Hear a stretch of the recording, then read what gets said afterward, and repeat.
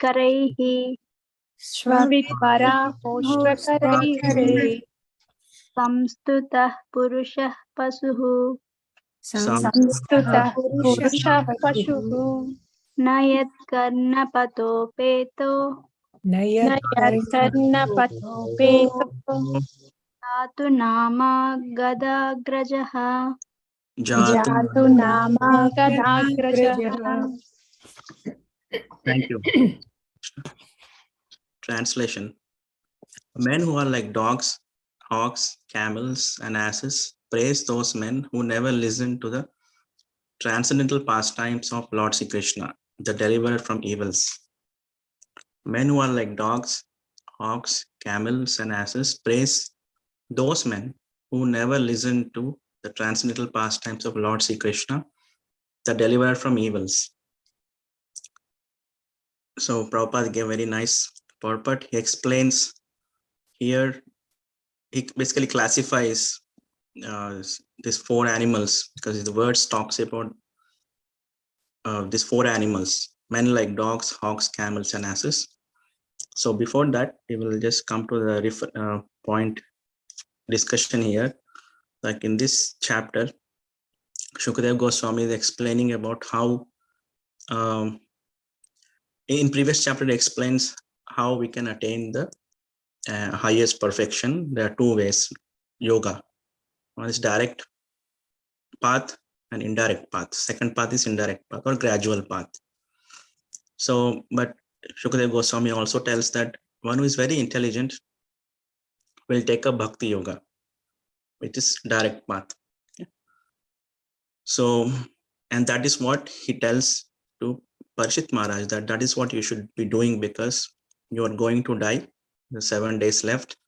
So you have to take up direct path. Don't go into other distractions like other paths, which don't lead to highest perfection. Jnana, Ashtanga, Dhyana, Karma. Anyways, he doesn't have time to do all those things either. So he prescribes hymns that he has to do, hearing, chanting, and remembering of pastimes of Lord Krishna. Krishna Katha, basically, direct path, Bhakti Yoga. So then in this chapter, Shukadeva Goswami explains that how men in this world, out of so many desires,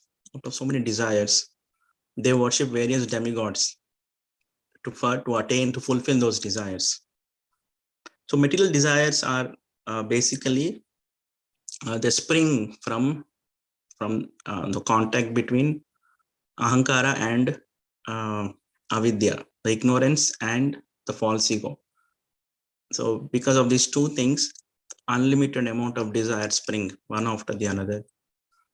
We personally can experience in our own life that how one desire after another desire, we always are bombarded with desires in our mind, which is actually a product of the false ego and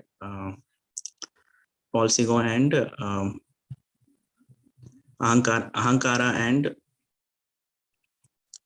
avidya, okay, false ego and ignorance. So because of that, unlimited desires fulfilled. Like you can examine throughout the day how many desires we get, and some are silly desires, some are little big, some desires really bother us. We want to get them fulfilled. So a person who is in this material life, they're constantly tormented by these desires. The mind always gets tormented by the desires because mind doesn't stay in present moment. The mind is always either it's in the past or in the future. Mind always laments what happened in the past, or it thinks about future and what and gets fearful or anticipation or hankering for future. But mind never stays in present moment. But the main challenge, the yogi, is to bring the mind into the present moment. And usually, when we get engrossed, and we get some sort of satisfaction because our mind comes to present moment.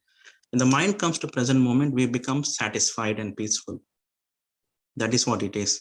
That's why people take up to some kind of entertainment so that their mind and senses come to one place and they experience some kind of happiness. So a yogi, what he does is he brings the mind and senses to the present moment and he experiences the bliss. If and the people who are not yogis, they try to take up the material sense gratification to bring the mind and senses together. So senses are always in present moment.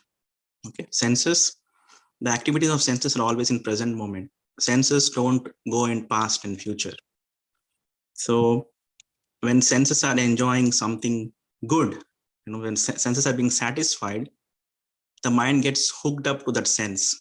Like for example, someone is having ice cream and he likes ice cream so much. So the tongue engages in eating the ice cream. So the tongue is so much satisfied that the mind, it hooks the mind, the tongue hooks the mind and brings the mind to the present moment, and it captures all the experiences. The tongue will make sure that the mind makes sure that it captures the experience the tongue is experiencing, through that, by eating the ice cream. So in this way, people in this world usually they want to bring mind and senses together by engaging in sense gratification. But the problem is that satisfaction is temporary. It will not satisfy them. The moment that is finished, they want something more. They want something else. So that's why constantly, the materialistic people, they always run behind sense gratification, but they fail because sense gratification has a limit. So someone who is trying to find happiness through senses, they will utterly fail. So because they will not able to bring the mind under control. But someone who takes up to bhakti yoga and engages the senses, the service of the Lord, then they can easily capture mind into the present moment. In that way, mind will be blissful and the senses will be satisfied. So here, Shukadeva Goswami says that intelligent person, who are having so many desires to satisfy their senses, they worship demigods. But you should leave all those things. The most intelligent person will worship Krishna, Sarva Kama. So we have that words, right, which we read a few days ago. So Moksha Kama. So whatever desire you may have, if you do devotional service, if you engage in Krishna's service, then your mind and senses will become peaceful and they attain bliss. So that is the best way to bring mind and senses under control, and it purifies the mind and senses. Eventually that will be the cause of liberation. Okay? So Shukadeva Goswami says that the people who don't take up bhakti yoga, or who don't take up any other process of yoga, their life is like a bellow of the blacksmith, or their life is like a tree, because it is so dull. What is the use? Bellow is also breathing. The person who is just devoid of any devotional service, he is also breathing. There is no difference between those two. And the tree is also living, and the person who is not doing devotional service is also living, but there is no difference. They're completely immovable. Their consciousness is completely covered. So Shukadeva Goswami compares such people, materialistic people, with bellows, who are breathing like, bellow of the blacksmith, or like a tree. And men who don't listen to, are not interested in Krishna, even a little bit of ashakti towards Krishna. There is no ashakti towards Krishna. They are like dogs, hogs, camels, and asses. And such people also like to have association of people who are like that. So the men praise other men who are like them. So here specifically, Shukadeva Goswami says about dogs, hogs, camels, and asses. So Prabhupada explains in the purport that dogs, they are basically, they get tamed, they get trained, and eventually they are made to be loyal, faithful, and subservient to the master. In the same way, man materialistic men, they are being tamed, through college education or universities, and they are being brainwashed, and eventually so that they will, once they get educated, they go door to door, or office to office to put their resumes to get the job. And once they get the job, they work very faithfully, like that. The comparison is said. And also said that dogs get angry for no reason. Okay, that's how. So then hog is like is an animal which eats without any discrimination. It eats anything and everything. So men who are like hogs, or behaving like a hogs, like they eat anything, abominable things like non-vegetarian and everything. They're compared to the hogs. And camels, what they do is it is mentioned that in desert they chew on the thorns. Thorns doesn't have any taste in itself. They are like dry wood, and they're sharp. They chew on the thorns in the desert, and those thorns prick, tongue and the mouth of the camel, and the blood comes out. And the wood and the blood mixes, and camel eats that, and it feels taste. So it drinks its own blood and thinks it's very tasty. So people who are working very hard, like 10 to 12 hours to get some sense gratification, it is like that. They are basically working so hard to get a little bit of sense gratification. It's like drinking their own blood. So such people are compared to camels. And also some men are like asses, means they work so hard, but they won't take any profit from it. Means someone else exploits them, and they're so foolish, and they are so always insulted. So for some food, they do so hard labor for someone else, and they are always disrespected, even at work and at home. So materialistic men are categorized like this: dogs, hogs, camels, and asses. So in the other point of view is, these dogs, hogs, camels, and asses, these animals behave naturally. That is a natural instinct. Dogs getting angry, being loyal, being faithful is a natural instinct. Hogs eating anything is natural for them. Camels doing whatever they're doing in the desert, it's natural. Asses, the donkeys, it's natural for them to do hard labor. But men, which human body, human birth is very rare, they degrade themselves to these animal instincts. So man is a higher conscious being. So he or she can actually take up the qualities of any animal. The dog cannot take qualities of hog cannot take qualities of camels or donkeys, and donkeys cannot take qualities of dogs. So that is their body, they are behaving naturally. But human body, they're in higher conscious beings, they can easily degrade themselves by taking the qualities of animals. Bhagavatam says that such people are like compared to like dvipada pashu, two-legged animal. So there's nothing, no disrespect to animals. It's just that the bad condition of the Kali Yuga citizens, that they degrade themselves to behave like animals. So it is very unnatural. They take very unnatural position because of being higher conscious. They can be anything. They can go any side. So they can elevate themselves or they can degrade themselves. But the people who elevate themselves are very fortunate. People who degrade themselves to these animals, they lose the chance of human birth in next life.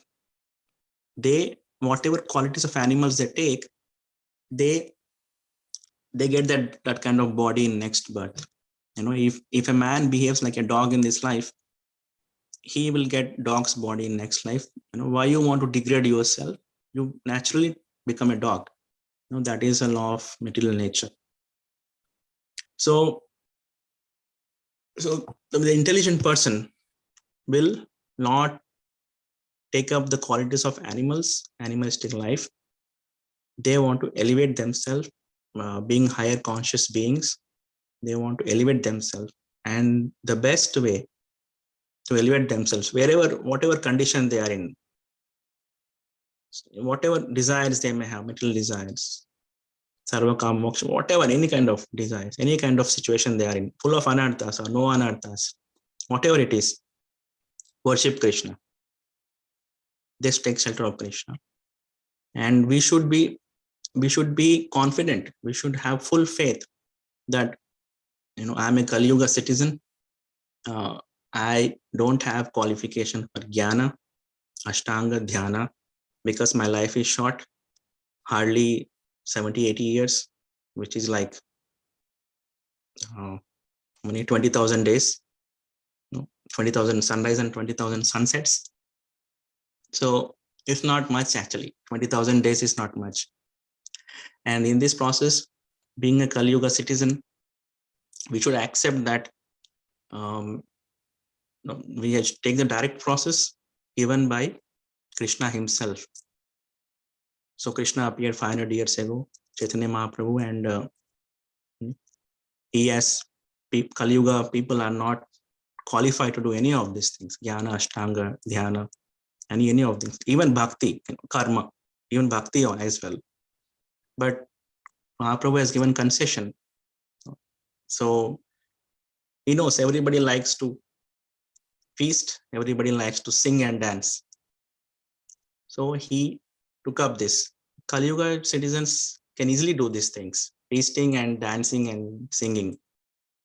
So let me induce them through Hare Krishna Maha Mantra Sankirtan.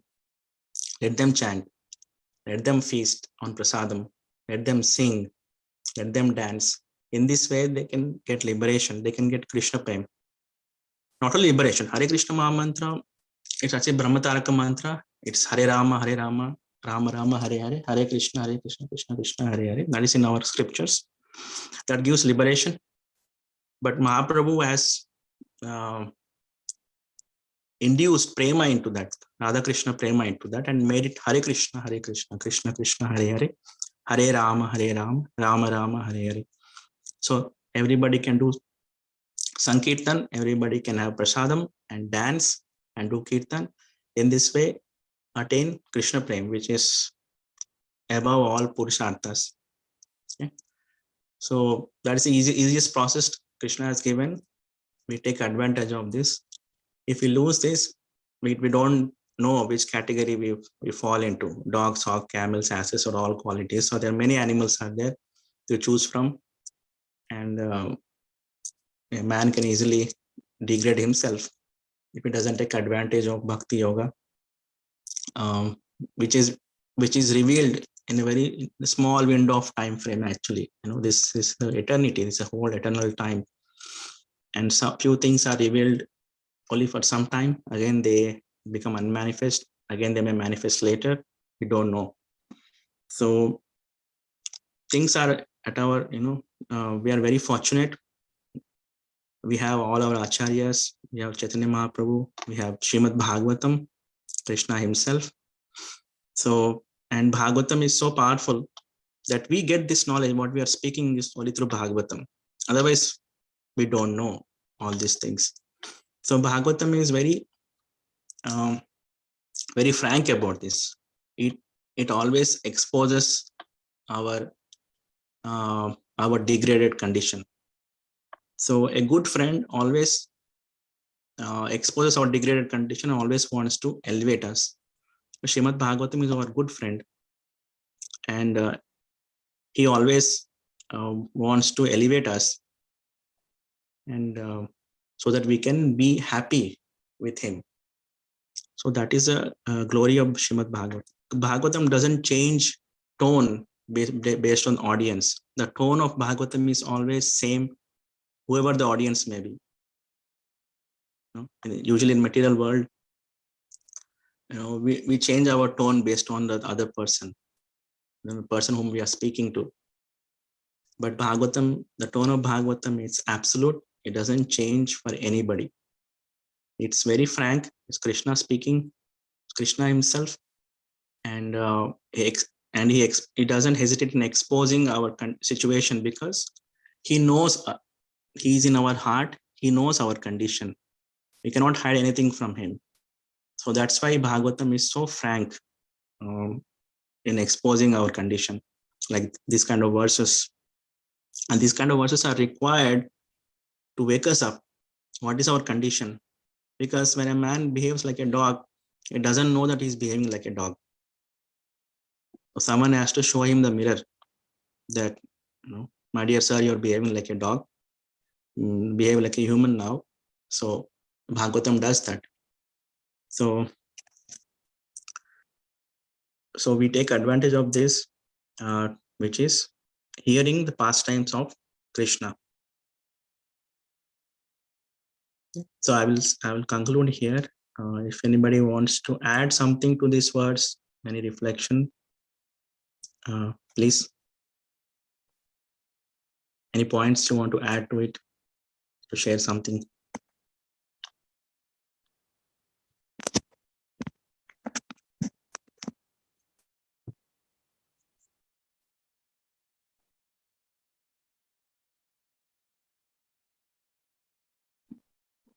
Hare Krishna, Prabhu. Hare Krishna, Prabhu. Hare Krishna. I know the main gist, but I think in between you mentioned something about the being in the present moment, and Yes. that brings happiness and blissful. So, that really caught my attention a bit, and I was kind of relating to the Harinam that we do japa as well. So I'm wondering, if we are able to bring a mind to the present moment, will give us hopefully happiness and bliss while doing that. Yes. So sometimes when we chant, sometimes mind will be very, will not come to the present moment. So the best way at that time is we should increase our service, seva, some kind of seva, do service of deities at home, or any Vaishnavas, do some service to them, or do some service in temple. So when we increase our service, the mind gets subdued, and the chanting, it helps in chanting at that time. So mind will be with our tongue and ears at that time. So yeah, that is mainly that is the goal of yoga, is to bring mind in sync with the mantra, Hare Krishna Maha Mantra. Then the mind will be cause of liberation, and in that liberated state, when we are chanting Hare Krishna Maha Mantra, we experience some spurtis or some revelations which are given to us by our guru about Radha and Krishna, okay, or through Bhagavatam. So that is the idea. So we have to prepare our mind for that fruit.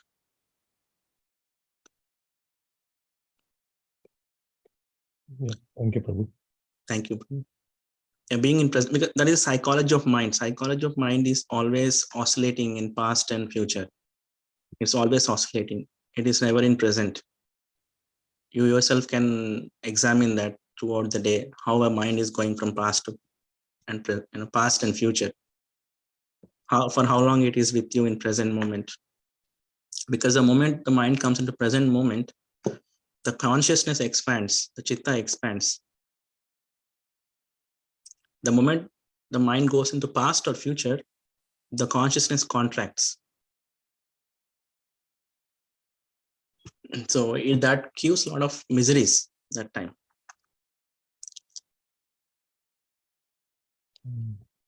Okay. Thank you, Prabhu. Yeah, thank you, Prabhu.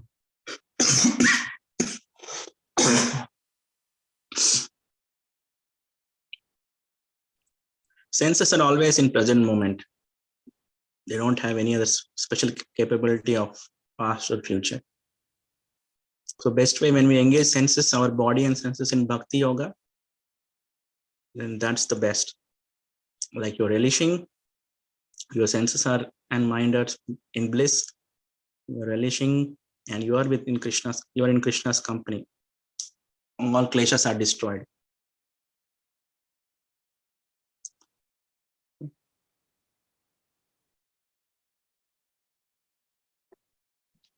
Hare Krishna, Prabhu. Hare Krishna, Praveen. Prabhu, how to get control of senses, Prabhu? So we have to regulate senses. Okay, we cannot use the word control. Okay. Only Krishna can control. So we have to regulate. Okay. So you have to see, because everybody has a minimum requirement. They have to take care of things. Okay. Otherwise, if Krishna says, there should be a balance. There should be a balance of body, mind, and soul. Okay. Gita says that. So you have to be very careful when you are engaging in sense gratification. Are you overdoing it, or is it disturbing your peace of mind, or is it causing any obstacles in your devotional service, in your chanting? So you have to regulate it. You need practice, abhyasa. So you have to practice how to regulate it. So is it suitable for my bhakti? This kind of engagement in sense gratification or not? If it is neutral, you can engage, but not overdo anything. But something is detrimental, you should definitely avoid it. Like someone is smoking or drinking, they should definitely avoid that. Let's take an example of like watching a movie or watching a TV. So it is like sense like we are getting some happiness. Yes, but how to regulate that?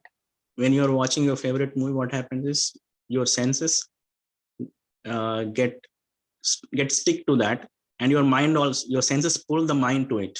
Then you feel so much, then you forget everything else because your mind is in present moment that time.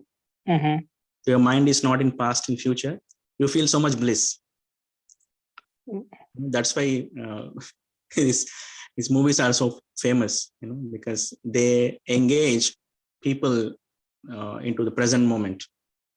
Yeah. If you don't like it, then you switch it off because your mind is not coming into present. So that's the psychology of mind. So we have to see, we should avoid them. The best is to hear Krishna's pastimes from pure devotee. Initially, you may not like it because of too much conditioning, but if you continue taking the medicine, you start relishing it. Then you always want to hear Krishna's pastimes. You will not want to watch TV or movies. Okay. So sometimes, Krishna says, Abhyasa Yogena. So you have to practice it. Like, if you want to you want to lose weight, so you go to gym, right? So you exercise. In the same way, you have to do exercise with your mind as well. So even if you don't like it, you do it. Because bhakti is in conditioned state, it is like very difficult in the beginning, but it's a nectar later. Okay, once you attain the taste, asakti for Krishna's katha, you will not leave. Actually, you will not feel any kind of interest in news or movies. You will leave them actually. You will reject them. So best is you hear katha from your favorite person whom you like, you admire, whom you feel like very warmth from. Okay. Very warmth from, when you hear from them, you feel nice. So hear from them, keep hearing, then purification happens, and eventually you come to a point, you may hear from anyone and you feel the bliss. Okay. Doesn't matter who is, obviously they should be devotee, but once you get ashakti, then you can hear from anybody, even a small child, or even from a very expert Bhagavad Katha speaker, very inspiring person. So the point is, take medicine. or do abhyasa. Abhyasa, practice. So once we come to that point, it will be like a free flow. Once we reach that point, threshold point, then after that it will be like easy. Thank you, Prabhu. Yeah, thank you, Prabhu. Thank you so much. Hare Krishna. Thank you, Prabhu, for that question, and Adideva Prabhu for explaining it, in detailed explanation. Thank you. Thank you, Prabhu. So if nobody has anything, you can stop here. Okay. Vancha kalpatarubhyascha kripa sindhubhyeva cha uttanam pavanebhyo vaishnavebhyo namo ananta koti vaishnavendra ki jai, Prabhupada ki jai, Grandhara Srimad Bhagavatam ki jai, God Premanande. Good night, Hare Krishna.